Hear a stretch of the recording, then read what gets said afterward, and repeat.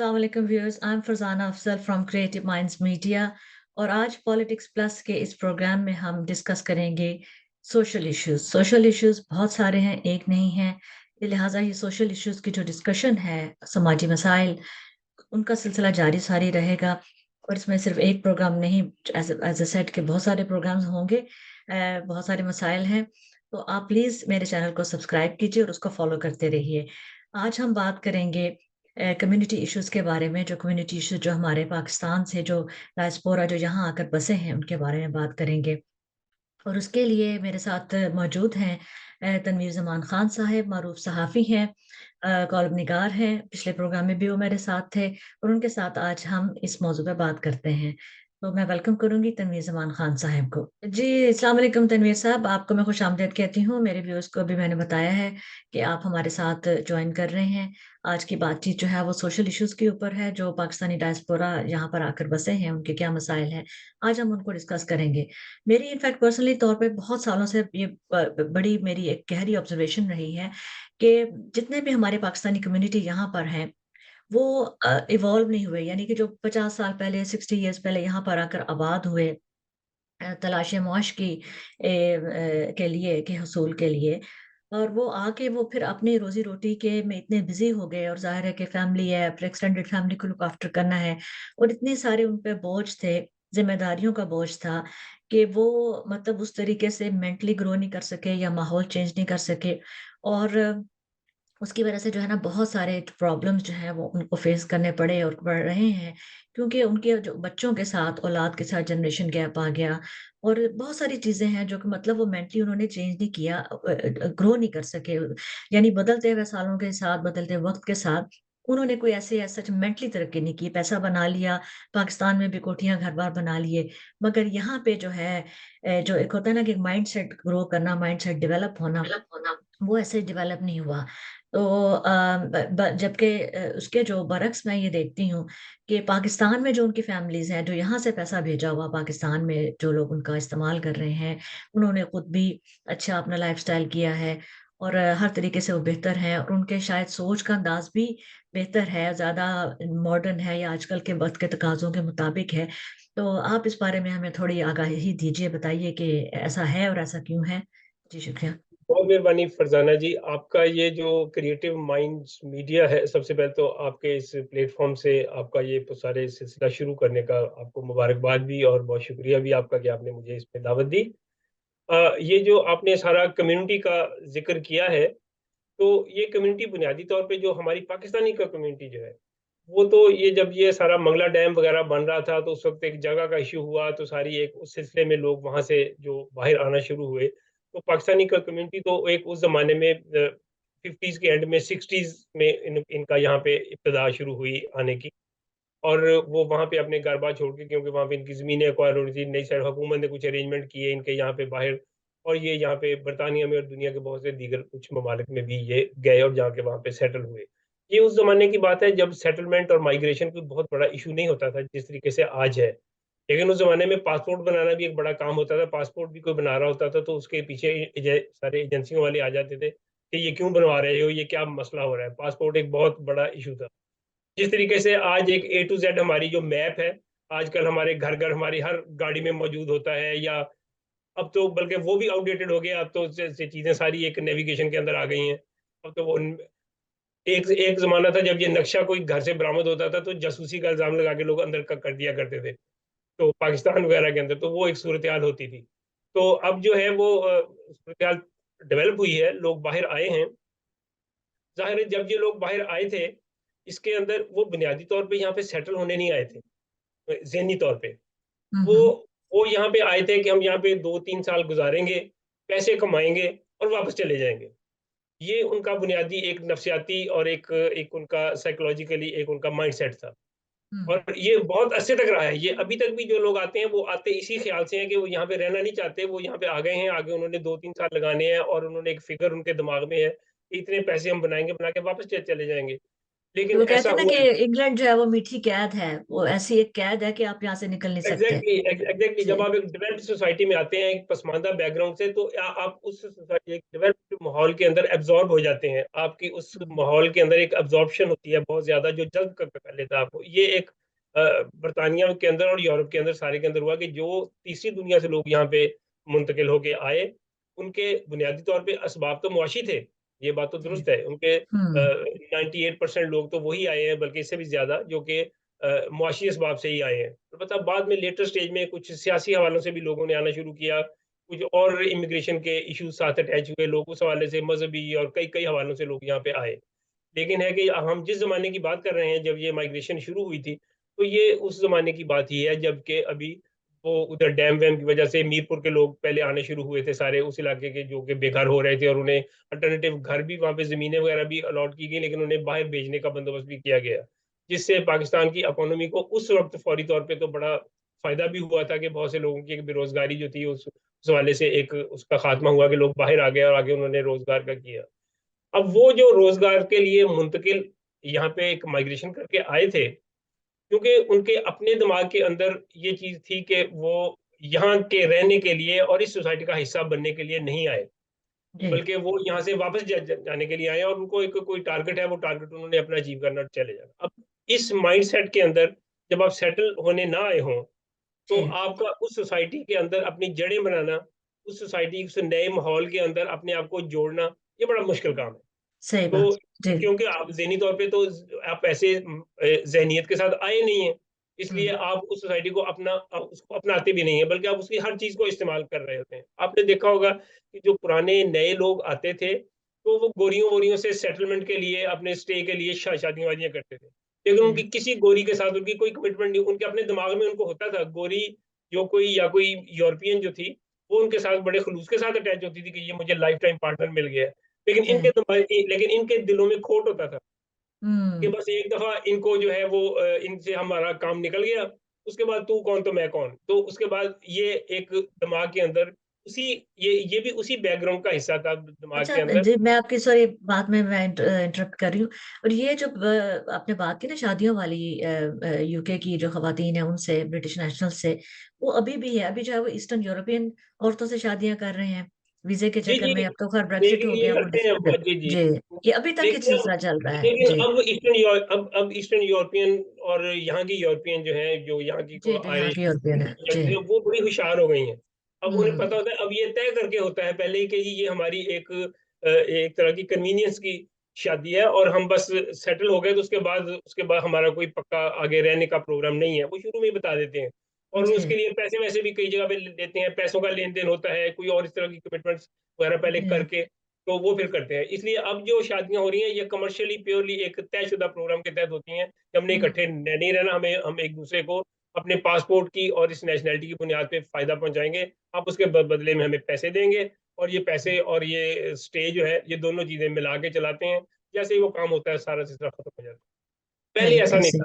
पहले जी। पहले ऐसा पहले एक तरफ दिमाग में खोट था, और दूसरी तरफ जो हम्म। थी वो सिंसेरिटी थी, जिसके नतीजे में हम्म। सोसाइटी के अंदर जो है वो यहाँ की बोरियों में और उनमें उनके दिमागों में ये चीज आई भी कि ये सारे यूजर हैं जो बाहर से आते हैं, और ये आगे हमारे हम्म। शादियां वादियां करके स्टे करके बाद में ये भाग जाते हैं। जी। तो ये एक उसका एक दूसरा सिलसिला बना कि ये सोसाइटी का हिस्सा नहीं बने, बल्कि इन्होंने हम्म। माइंडसेट एक ऐसा था। अब जी। जब आपका माइंड एक ऐसा हो कि आप सोसाइटी का हिस्सा नहीं बन रहे, हम्म। फिर है कि सोसाइटी, आप एक डेवलप्ड सोसाइटी में आए हैं, उसका फिनोमेना क्या होगा, उसका आपको पता नहीं था, क्योंकि आपने तो जब जहाज से उतरे थे, आपने ये जहन बना के आप उतरे थे कि जी मैं तो बस यहाँ आया हूँ, मैंने इस जगह से बस पाउंड बनाने हैं और मैंने भाग जाना है। तो हम्म। लेकिन ऐसा हुआ नहीं। उसका नतीजा ये हुआ कि लोगों ने यहाँ पे फैक्ट्रियों में काम किया और तवील अरसा काम किया। हमारे जो लोग उधर से मीरपुर वगैरह से आए थे, और जी। जो दूसरे भी थोड़े पसमानदा लगे, थोड़े थोड़े लोग और आए थे, लेकिन है कि ज्यादातर यही लोग आए थे। हम्म। अब इनका जो रोजगार का सिलसिला था, ये कोई टेक्निकली ज्यादा इक्विप्ड नहीं थे, तालीम याफ्ता नहीं थे, इनको कोई ज्यादा उस किस्म की इनकी एकेडमिक बैकग्राउंड नहीं थी। इसलिए ज्यादातर लोगों ने यहाँ पे फैक्ट्रियों में ही काम किया, और यहाँ के बुलाने वालों का भी इरादा और उस वक्त ख्वाहिश जो थी वो इसी तरह की होती थी कि एयरपोर्ट्स जो थे, जैसे हम आज हीथ्रो या स्टैनस्टेड या हम गैटविक या दूसरे एयरपोर्ट देखते हैं, ये ऐसे एयरपोर्ट कहाँ थे। यहाँ तो सारा हम्म। खुला माहौल होता था, सामने बस मौजूद हो, जहाँ से उतरते थे तो बस आपको सामने दिखाई दे रही होती थी, तो लोग उस हम्म। तरीके से उतरते थे। और फैक्ट्रियों वाले वहीं पे मौजूद होते थे इनको लेने के लिए कि भी जो लोग यहाँ से काम करने के लिए फैक्ट्री जाना चाहते हैं तो वो इस बस में आ जाएं। तो मतलब आधी इतना सवारी बॉर्डर में बॉर्डर सिक्योरिटी सिस्टम, जो यूके बॉर्डर सिस्टम उस वक्त इतना डेवलप नहीं था, ऐसा बड़ा बिल्कुल कुछ बेसिक नहीं था। था, ऐसा कुछ नहीं जी था। लोग यूँ पासपोर्ट दिखाते थे, दिखा के एंट्री होती थी ना, वीज़ा तो था ही नहीं, जी जी, वीज़ा सही तो सही। बहुत लेट स्टेज में आया ना, तो वीज़ा तो हम्म। था नहीं। तो लोग वहीं हम्म पे पासपोर्ट अपना दिखा के वो सीधे ही जाके बसों में सवार हो जाते थे। कई लोग तो जहाज़ के बाद सीधे पहले फैक्ट्री में काम करके उसके बाद अपना कोई ठिकाना जहाँ को उनको बनाया था वहाँ जाया करते थे। तो जहाँ-जहाँ सही। उनके हालात थे, तो ये सूरत-ए-हाल थी। अब इतनी एक आर्ज़ी सूरत-ए-हाल में जब आप आ रहे हैं, तो हम्म आपको एक यहाँ पे जब एक तवील अरसा रहेंगे, जब आपने पैसे कमाने शुरू कर दिए, आपको पैसों की वैल्यू का पता चला कि हम्म इस पैसों से तो कार खरीदी जा सकती है, इस पैसों से हम्म तो आसानी से रहा जा सकता है। हमें हम्म पाकिस्तान के अंदर अपने पसमानदा इलाकों में क्या शहरों के अंदर भी वो खाने की वो अशिया मुयस्सर नहीं थी जो यहाँ पे मुयस्सर हैं। एक आज़ादी भी है, गोरियाँ हमें हँस के मिल रही हैं, गोरे भी हमें हम्म वेलकम करते हैं, स्माइलिंग फेस हम्म हैं। तो ये सारा सिलसिला जो है, अब इस सारे सिलसिले के अंदर आप एकदम एब्ज़ॉर्ब हो जाते हैं। हम्म, क्योंकि आपने इससे पहले उस सोसाइटी का उस तरीके से आप हिस्सा रहे नहीं है। अब आप जब सही। इस सोसाइटी का हिस्सा बने, तो फिर हम्म आपको अपनी एक शिनाख्त का इश्यू आ गया कि हम हैं कौन? हम्म, एक साथ-साथ एक आपका सिलसिला आ सही। गया कि आप यहाँ पे रह रहे हैं, लेकिन आप हम्म ना आप गोरे हैं, ना आपको उनकी हम्म ज़ुबान आती है, ना आपको एग्जैक्टली। उनकी तरह रहना आता है, ना हम्म आपको उनकी आदत पसंद है। आप तो उनको वैसे हम्म ही काफ़िर भी आप दिल में काफ़िर जी भी कह रहे हैं, जी और आप इसके अलावा उनको जो है वो पुराना जो एक कॉलोनियल दौर था, उस वाले से आप कह रहे हैं कि जी ये हमारे ऊपर 200 साल हुकूमत भी करके आए हैं, इसलिए हम्म। आप उसका बदला भी आपने लेना है उनसे। अब आप वो बदले का भी अपने दिमाग में खुद ही एक थीसिस और डाल उनके लिया मुल्क है। में रह के आप रोजगार भी आप उन्हीं से उनके कमा मुल्क रहे में हैं। रह के एग्ज़ैक्टली आप उनके या मुल्क में सो रह के फिर आपने या अपने दिमाग में एक नैरेटिव ऐसा पाल हम्म लिया है, या जिससे कि आप इस सोसाइटी का जड़ इसमें जड़ें पकड़ नहीं सकते। हम्म तो ये सारी वो चीज़ें हुई जिन्होंने यहाँ पे आइडेंटिटी क्राइसिस भी पैदा किया कि हमें पता सही। नहीं चला कि हम कौन है। हमें ये नहीं पता चला हम्म कि हम कौन है, हमारी शिनाख्त हम्म क्या है, हमें इन लोगों के साथ किस तरीके से रहना है, हम्म हमें इनके साथ किस तरीके से इंटीग्रेट करना है और इस हम्म सोसाइटी के साथ जुड़ के अपने आप को कैसे आगे चलाना है। ये कन्फ्यूजन आज तक है, ये आज कन्फ्यूजन तक है अब भी है, बिल्कुल। ये जी। आज भी है, लेकिन उस वक़्त हम्म ये बहुत ज़्यादा थी। जिसका नतीजा हम्म। ये हुआ कि हम जिस तरह के एक कॉलोनियल सारे दौर से निकल के आज़ादी, अभी 20 साल तो हुए थे आज़ाद हुए, जब ये जी लोग आना बिल्कुल। शुरू हो गए, ठीक है ना? हम्म। अभी 20 साल तकरीबन इतना ही अरसा हुआ था, 20 साल, या 22 साल। 47 के बाद, 1947 या के फो बाद बड़ी, या 47 के बाद ये लोग 1960s आए हैं, में, लेकिन लेट फिर 50s में, नए 60s में आना 15-20 शुरू हो साल गए थे। नए-नए इनको पहले बिल्कुल जी 15-20 साल अभी हुए हैं। सही। इनके अंदर जी एक कॉलोनियल जो है सिलसिला हुआ, उसके बाद ये यहाँ आ हम्म गए। तो जो जी। एक कॉलोनियल माइंडसेट था, वो भी था साथ। गोरे हम्म को गोरे को सुपीरियर समझना, अंग्रेजी ज़ुबान को बड़ी ज़ुबान समझना, कोई अंग्रेजी में बात करे तो उससे ठीक रहना, कोई उर्दू में, पंजाबी में बात करे तो उससे रॉन्ग हो जाना। ये एक सारा हम्म। एक कॉलोनियल माइंडसेट उस वक़्त था, अभी तक है। अभी ये तक है वाक़ियात जी। इसकी अभी भी हैं। तो बहुत हम्म। सारी मिसालें हैं इसकी। ख़ैर वो हम उसमें बाद में आते हैं। लेकिन है जी। कि जो ये सारा सिलसिला हुआ, इसके अंदर एक आइडेंटिटी क्राइसिस ने भी एक नया माहौल पैदा किया है यहाँ पे। आइडेंटिटी क्राइसिस हम्म हुआ कि हम हैं कौन? हम्म हमारे पास तो कोई चीज़ अपनी शिनाख्त बताने के लिए है ही नहीं। अगर हम बताते हम्म हैं कि जी हम पाकिस्तानी हैं, तो बहुत सारे अंग्रेज़ तो पहले पूछते हैं पाकिस्तान कहाँ है? क्या है? वो पूछते हैं आप हम्म इंडिया, फिर अब बहुत सारे लोग कहते हैं हम इंडिया से हैं। कि सही। लोगों को उनको पाकिस्तान का नहीं पता होता था। क्योंकि हम्म पाकिस्तान तो अभी बहुत थोड़ा-सा हुआ था बना, और जो नौजवान यहाँ पे आ भी रहे हैं, उनको बिल्कुल इस बात का नहीं पता कि अब आगे क्या कहा जाए, क्या किया जाए। यस। वो अपनी ज़ुबान भी नहीं बोलते, अपनी ज़ुबान भी नहीं बोलना चाह रहे। हम्म। अंग्रेज़ी उन्हें आती नहीं है, अपनी ज़ुबान वो बोल नहीं सकते उनके साथ। वो एक सारा एक शिनाख्त का क्राइसिस यहाँ पे पैदा हुआ। इस अच्छा, ये शिनाख्त के जो क्राइसिस सारी, ने चीज़ें पैदा जी की। जी सर, ये जो सारी जो आइडेंटिटी क्राइसिस की वजह से जितने कॉम्प्लेक्सेस पैदा हुए हैं हमारी कम्युनिटी के लोगों में, वो आज तक चल रहे हैं। ठीक है, वो अभी तक कंफ्यूज हैं कि क्या हम मुसलमान हैं, फिर ब्रिटिश पाकिस्तानी हम अपने आप को कहते हैं, ब्रिटिश मुस्लिम्स कहते हैं। वो ठीक है कि हम we are British nationals, so we are British nationals. Dual nationality है बहुत सारे लोगों के पास, पाकिस्तान की नेशनलिटी है, यहाँ की है, और अगर इंडिया से हैं तो उनका भी इसी तरह से शायद सिस्टम है। लेकिन वो हम उसके ना कहीं उन दोनों चीजों के बीच में फंस के रह गए हैं, मतलब अटक गए हैं हम उस खला में। हमें नहीं पता कि क्या हम वाकई इस कंट्री में 50 साल से रह रहे हैं, 60 साल से रह रहे हैं, या उससे कम, नहीं जितने भी अरसे से, तो क्या हम वाकई ब्रिटिश हैं या क्या हम वाकई पाकिस्तानी हैं। तो वो उस शनाख्त का जो ये सारा जो कन्फ्यूजन है, जो उसकी वजह से दिमागों में बहुत ज़्यादा एहसास कमतरी भी आप कह लें एक तरीके से है, कि हम उसमें एडजस्ट होने की भी कोशिश करते हैं, फिर जब नहीं हो पाते, वो एक अलहदा से साइकोलॉजिकल इश्यूज़ भी क्रिएट होते हैं, कम्युनिटी इश्यूज़ भी क्रिएट होते हैं। तो आप ज़रा इस हवाले से इसको बताइए हमें? देखिए, 2-3 चीज़ें हैं यहाँ पे। जी। एक तो ये है कि हमारे जो लोग माइग्रेट करके आए थे अमूमी तौर पे, वो उनके अंदर ना, जैसे हमने पहले बात की कि उनके अंदर ना वो तालीम थी, ना ही उनके अंदर कोई ऐसी टेक्निकल स्किल्स थी। जी, तो यहाँ बिल्कुल। लेकिन इनके पास ये था कि ये कम वेजेस के ऊपर भी बहुत-बहुत आवर्स तक काम करने के लिए तैयार होते थे। हुँ, इससे हुँ। एक चीप लेबर की अवेलेबिलिटी को इन्होंने बहुत ज़्यादा सपोर्ट किया। कि हुँ, एक हुँ। कोई भी जब कोई काम होता था तो चीप लेबर की तलाश होती थी, तो लोग इमिग्रेंट्स को तलाश कर लेते थे। ये हर हुँ। प्राइस पे काम करने के लिए तैयार हो जाते थे। जी, तो जी। ये एक उसके नतीजा ये होता है इसका कि आपको अपनी किसी चीज़ की वैल्यू के ऊपर एतमाद आपका खत्म हो जाता है, कम हो जाता सही। है। हुँ, हुँ, कि हुँ, हुँ। आप एक चीप लेबर अवेलेबल है, आप हर हर गंदा काम करने के लिए तैयार हैं, उनके लिए हर लेबोरियस हुँ, काम करने के लिए तैयार हैं, हुँ, और आप उनके आहिस्ता-आहिस्ता काम बहुत सारे सँभालते भी जा रहे हैं, और आप लॉन्ग आवर्स तक काम कर लेते हैं। सुबह 7-8 हुँ, बजे से हुँ, कोई जगह पे काम शुरू किया तो हुँ, हुँ, हुँ, 12 घंटे, 15 घंटे, 18 घंटे तक आप कहते हैं मैं ओवरटाइम भी लगाऊँगा ताकि मैं जल्दी-जल्दी पैसे बना लूँ, हुँ, और हुँ। फिर मैं जाऊँ यहाँ से। लेकिन वो जाने वाला सिलसिला तो बाद में आएगा, लेकिन वो पहले तो जो कर रहा है, उसके नतीजे में उसकी शख्सियत के ऊपर जो असरात मुरतब हो रहे हैं, वो तो अपना काम दिखा रहे हैं।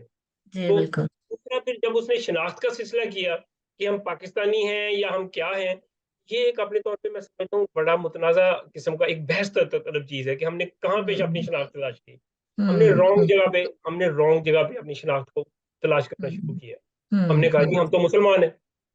भई, हुँ, हम मुसलमान हैं, हम ही तो अब ये एक ऐसी शिनाख्त है कि मुसलमान होना तो कोई शिनाख्त नहीं है। आप हुँ, मुसलमान हुँ, होके आप इंडियन भी हो सकते हैं, आप मुसलमान होके आप इंडोनेशियन भी हो सकते हैं, आप मुसलमान बिल्कुल। होके अमेरिकन भी हो सकते हैं, आप मुसलमान हुँ, होके यूरोपियन भी हो सकते हैं। आप तो या मुसलमान आपकी शिनाख्त नहीं है, वो तो आपका अकीदा हुँ, फ़ेथ है, वो आपकी शिनाख्त हुँ, नहीं है। अगर आप हुँ, ऐसी चीज़ जो आपकी शिनाख्त नहीं है, आप हुँ, उसको अपनी शिनाख्त बनाएँगे, इसका मतलब है आपने यहाँ पे भी अपने आप को अगर कुछ डिग आउट किया है, तो वो रॉन्ग जगह पे अपना ज़ोर लगाना शुरू कर दिया कि हम या मुस्लिम्स हैं। इसके हुँ, नतीजे में हमने कहा कि हम मुस्लिम्स हैं, लिहाज़ा हमारा एक रहन-सहन का भी एक तरीक़ाकार है। हुँ, हुँ, हमारा रहन-सहन का तरीक़ाकार है, तो हम हमारा रहन-सहन का तरीक़ाकार ये है कि हम अंग्रेज़ के साथ मिक्स अप होके रह नहीं सकते। हमारी वैल्यूज़ हुँ, अपनी हैं, हमारा तरीक़ाकार अपना है, हम हुँ, हुँ, अंग्रेज़ के मुल्क में रहेंगे ज़रूर, और हम हुँ, यहाँ पे रह के उतना-उतना ही सीखेंगे जितना कि हमारी एक वर्किंग रिलेशनशिप हमारा उनके साथ हो सके, इससे आगे हमारा कोई काम ना चले। तो हुँ, ये एक इसके अंदर चीज़ आई, इसके नतीजे में इनको शनाख्त का सिलसिला जो था वो गायब हो गया, क्योंकि ये सही। शनाख्त तो बन नहीं सकती थी।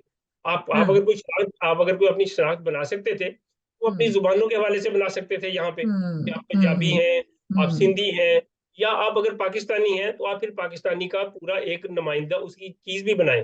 लेकिन आपने पाकिस्तानी की तो ऐसी कोई चीज़ नहीं बनाई, क्योंकि पाकिस्तान की तो तारीख ही, वो तो एक अपने तौर पे खैर नई बहस की तरफ निकल जाएँगे, कि पाकिस्तान जो लेकिन है जी। वो तो अपने तौर पे उसकी जो शनाख्त है वो तो सारी अपने तौर पे वही एक हेट्रेड की बुनियाद पे तो पाकिस्तान बनाया गया। वो कौन सा कोई मोहब्बत और आज़ादी के लिए बनाया गया। वो तो हुँ, एक हुँ। हिंदू हेट्रेड की बुनियाद के ऊपर पाकिस्तान बनाया गया। अब वही हेट्रेड एक पूरे एक नेशनल कैरेक्टर में आपको रिफ्लेक्ट होती दिखाई देती है, जो आप हर जगह कैरी कर रहे होते हैं। तो यहाँ पे अच्छा, आपको मैं ज़रा-सा आपको यहाँ से ऐड करना चाहूँगी आपकी बात में कि आपको अभी ऐसा फ़ील नहीं होता कि हमारे जो पाकिस्तानी कम्युनिटी के जो लोग हैं, उन्होंने यहाँ पे यूके में काफ़ी तरक्की की है। बिज़नेस के हवाले से, प्रॉपर्टीज़ के हवाले से बड़े-बड़े प्रॉपर्टी टाइकून्स हैं, उन्होंने एक नाम बनाया है और मतलब हमारी पाकिस्तानी कम्युनिटी ने काफ़ी उनमें डेवलपमेंट हुई है फाइनेंशियल एतबार से। तो उस लिहाज से उन्होंने नाम ज़रूर कमाया है यानी ओवर द ईयर्स। तो बाकी जो इश्यू जो हम बात करें वो है आइडेंटिटी क्राइसिस स्टिल है, वो हमारे दिमागों में है और हमारे रहन-सहन में या हमारे रवैये में जो है वो रिफ्लेक्ट होता है।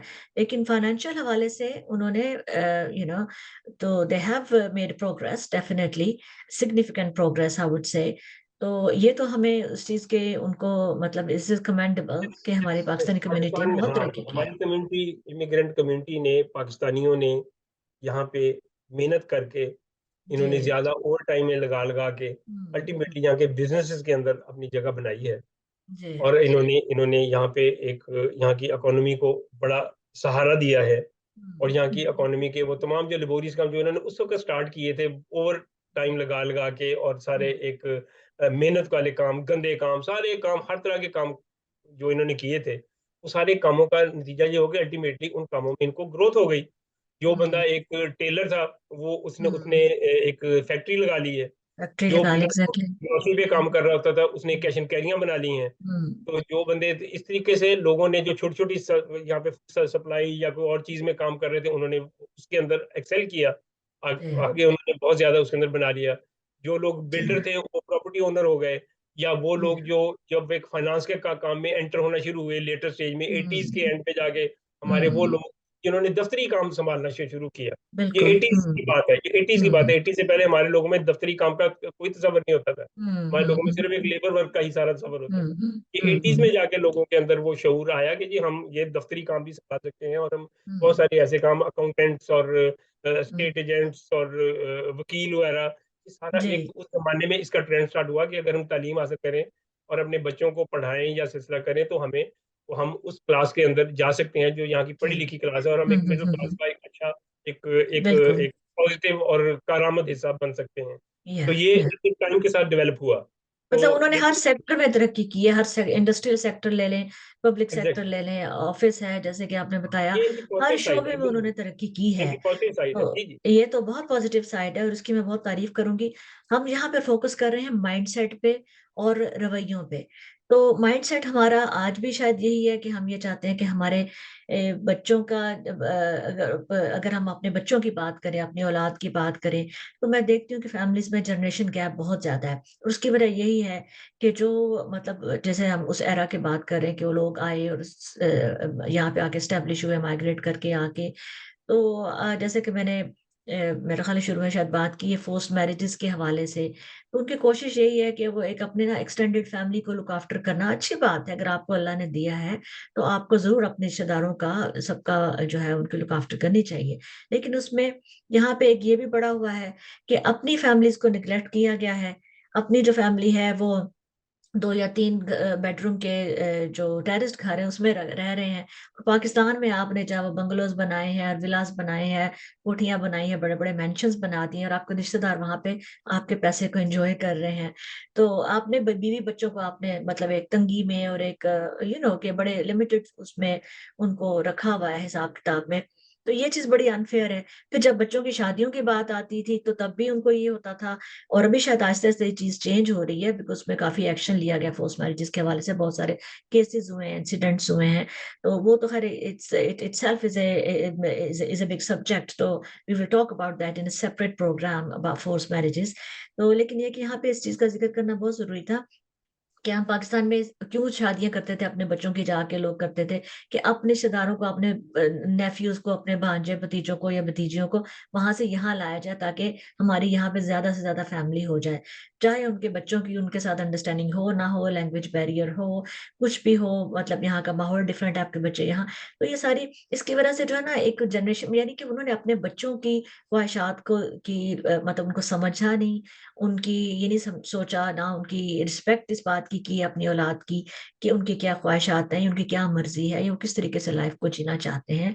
और इस चीज में बहुत सारे प्रॉब्लम्स आए। तो आप इस बात को जरा बताइए हमें। हमने बहुत सारी बातें कह दी हैं, बहुत सारे मौजूआत हैं जो अपने जी, अपने तौर बहुत सारी पर चीजें इसमें मौजूआत इकट्ठी हो हैं, गई वो है, अपने लेकिन तौर आप पर एक हर दो पे चीज बात को करते हैं, फिर हम नेक्स्ट पर्टिकुलरली से एक उस पर कंटिन्यू करेंगे। जी फोरम में जी ना हो कि वो सारी चीज़ों को हम एड्रेस कर सकें। लेकिन हम जी। बुनियादी तौर पे जो इसमें ये चीज़ देखें कि जैसे शुरू की बात की हमने, कि जब लोग आए थे तो जिस तरीके से वो यहाँ पे सेटलमेंट के लिए बोरियों बोरियों से शादी कर रहे थे, जिस दिमाग से, जिस नीयत से, उनके दिमाग में जो पीछे पेरेंट्स थे, फैमिली थी, उनके दिमाग में ये होता था कि जी उसने वहां पे तो स्टे के लिए शादी की है, अब शादी जो वो तो शादी नहीं है, वो तो एक अरेंजमेंट है। असल हम्म तो शादी ये करनी है जो यहाँ से हमने अपनी भतीजी, भांजी, बेटी, बहन कोई या रिश्तेदार, उसकी शादी करके भेजना है, या जिसके साथ हमने इसको पहले से इसकी मंगनी हुई हुई थी, या जिसके हम्म साथ इसके पेरेंट्स की आपस में बात हुई हुई थी, या ये हम्म कि वो मतलब अल्टीमेटली कोई फायदा पहुंचाना है, तो हम यहाँ से पाकिस्तान से किसी को भेजेंगे जो इसकी बीवी बनेगी, वो जी। आएगा, शादी करेगा, लेके जाएगा। अब हम्म।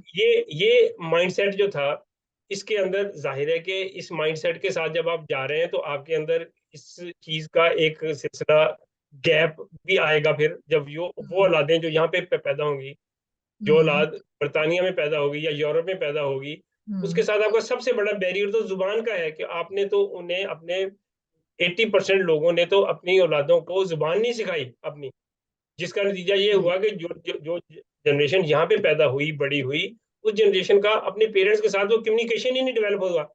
उनकी हम्म। एक्टिविटीज का पेरेंट्स को नहीं इल्म होता, पेरेंट्स को उनकी एक्टिविटीज का इल्म नहीं होता, वो कहाँ जा रहे हैं, क्या कर रहे हैं, किसके साथ बात कर रहे हैं, सारा सिलसिला हुआ।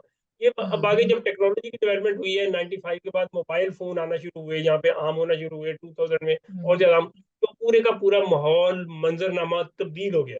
हम्म। सारे का सारा एक जो सोसाइटी का रहन सहन था, सारा सिलसिला जो था वो तब्दील हो गया हम्म। मुकम्मल तौर पे। तो ये एक वक्त के साथ साथ चीजें चेंज हुई हैं उसके अंदर। हम्म। जो जनरेशन गैप पर जिसे आप कह रही हैं, बेसिकली उसपे ये कम्युनिकेशन का गैप है। हम्म। यहाँ पे जो हुआ ये कम्युनिकेशन का गैप है, क्योंकि हम्म। हमारे यहाँ पे जिन लोगों ने काम कारोबार सेट किए, आप जैसे मिसालें बहुत सारे लोगों का जिक्र आप कर रही हैं कि एक बड़ी कम्युनिटी का हिस्सा जिन्होंने यहाँ पे अपने आप को फ्लरिश भी किया, डेवलप किया, काफी हम्म। कारोबार काम सिलसिले शुरू किए। हम्म। उनकी तो ख्वाहिश ये होती है कि हमारी आगे जो औलादें यहाँ पे पैदा हो रही हैं वो आगे इस काम को चलाएंगी। लेकिन हम्म। यहाँ की औलादों के आगे अपने इंटरेस्ट है, वो भी एक आगे सब्जेक्ट है पूरा, कि लोगों हम्म। के यहाँ पे जो हमारी जनरेशन यहाँ पैदा हुई, यहाँ पे बड़ी हुई है, जिन्होंने यहाँ पे तालीम हासिल की है, उनके इश्यूज क्या हैं। वो हम्म। हमारी जो पुरानी जनरेशन है, जो इमिग्रेंट है, जो किसी पुराने जमाने से आए आ रहे हैं, अभी तो थोड़े अरसे तक आते रहे, या जो हम्म। अब भी आ रहे हैं, उनके उनके इश्यूज और जो यहाँ पे पैदा होने वाले हैं, इन दोनों के इश्यूज में बड़ा फर्क है। दोनों का हम्म। दुनिया को देखने का एक आउटलुक सारी की सारी फर्क है।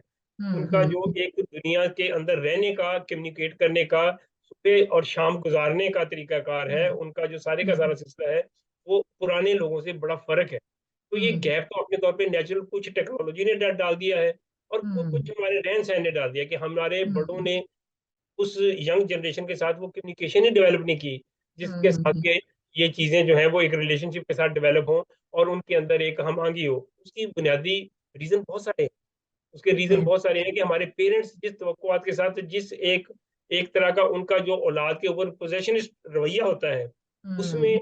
और औलाद जो इंडिपेंडेंट सोसाइटी स्टेट के अंदर रह रही है, उस यहाँ पे हम्म। फ्री सोसाइटी है, उसके अंदर हम्म। औलाद जिस तरीके से अपने तालीमी इदारों में बड़ी हो रही है, दोनों के दरमियान जमीन आसमान का फर्क है।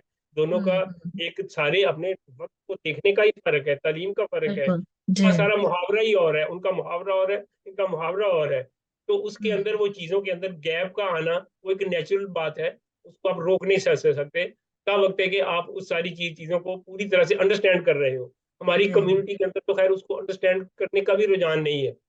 जी, उसमें तो ये ना बाकी देखिए सिलसिला, सॉरी, इसमें ये है कि हमारी जिस तरीके से, मतलब पाकिस्तान के जो माहौल था, अब तो शायद बहुत बदल गया है। जो आजकल की जो इस वक्त जो न्यू जनरेशन है वो बहुत बदल गया, अपने बच्चों के साथ वो बड़ा फ्रेंडली रहते हैं। लेकिन अब जो हमारे पेरेंट्स थे, या हमारे बुजुर्ग थे, या हमारे आबा अजदाद थे, उनका रवैया हमेशा अपनी औलाद के साथ एक डिस्टेंस पे था। एक जो रिलेशनशिप, उन्होंने कभी वो क्लोजनेस अपने बच्चों के साथ पैदा नहीं की, और उनके साथ कभी फ्रेंडली नहीं हुआ, कभी उनको दोस्त नहीं समझा। मैं समझती हूँ बच्चों को अपना दोस्त समझना बहुत जरूरी है। और ये आज का मैं मैसेज देना चाहूंगी अपने व्यूअर्स को कि अपने बच्चों से दोस्ती करें, अपने बच्चों की रिस्पेक्ट इसी तरह करें जैसे आप अपने बराबर के किसी उम्र के फर्द की रिस्पेक्ट करते हैं। इसी तरह अपने बच्चों की रिस्पेक्ट कीजिए, उनकी बात को वैल्यू करें, उनकी बात को अहमियत दें। और आप यकीन कीजिए इतने सारे उससे इश्यूज जो हैं वो कम होंगे, यानी उनसे आप बराबरी के लेवल पे बात करें। अगर आपका बच्चा को 16 साल का भी है, 12 साल का भी है, तो आप उसको इस तरह मत ट्रीट करें कि जो हम जो कि पेरेंट है, हमने जिंदगी गुजारी है, हमारा बड़ा तजुर्बा है, लिहाजा बच्चों को नहीं पता, they need to learn from us. बहुत सारी चीजें हमें अपने बच्चों से भी सीखनी है। ठीक है। और उन्हें हम उनकी उनके तरीके से हमें चलना है। और हमें कहाँ पे, मतलब एक कंप्रोमाइजिंग एक होना चाहिए relationship, not compromising in A wrong way, लेकिन ये कि एक मिलजुल के एक दोस्ताना माहौल के साथ हमें अपनी औलाद को आगे लेकर चलना है। तो मेरे ख्याल से आज का जो है यही मैसेज है। और इसके बाद हम नेक्स्ट प्रोग्राम भी, एक्चुअली हम ये बातचीत जो है वो कंटिन्यू करते हैं अपने नेक्स्ट प्रोग्राम में। और क्योंकि बड़ा इंटरेस्टिंग टॉपिक है, बहुत सारी चीजें इसमें हमने टच की हैं। और वो ऐसा नहीं कि ये 20-25 मिनट के प्रोग्राम में ये सारी चीजें कवर हो सके, इट्स अ वास्ट टॉपिक। और हम इसमें टाइम टू टाइम मजीद प्रोग्राम जो है हम करते रहेंगे डिफरेंट डिफरेंट टॉपिक्स को लेके। But this programme will continue to another show, so do please do keep watching us. And जो है हमारा जो पार्ट 2 जो है, please continue watching that. Okay, thank you. जी, व्यूअर्स बहुत-बहुत शुक्रिया तनवीर ज़मान खान साहब आपका और व्यूअर्स आपका कि आपने हमें हमारे ये शो में हमारा साथ निभाया और ये जो प्रोग्राम आज जो बातचीत हम जिस टॉपिक पे कर रहे हैं कम्युनिटी इश्यूज़ पे, माइंडसेट पे, रवैयों पे, तो ये कंटिन्यू रहेगा। ये नेक्स्ट प्रोग्राम भी हम आपके सामने पेश करेंगे। तो please do subscribe creative minds media CMM my channel. I am Farzana Afzal and thank you for watching us. Thank you and see you soon with another show.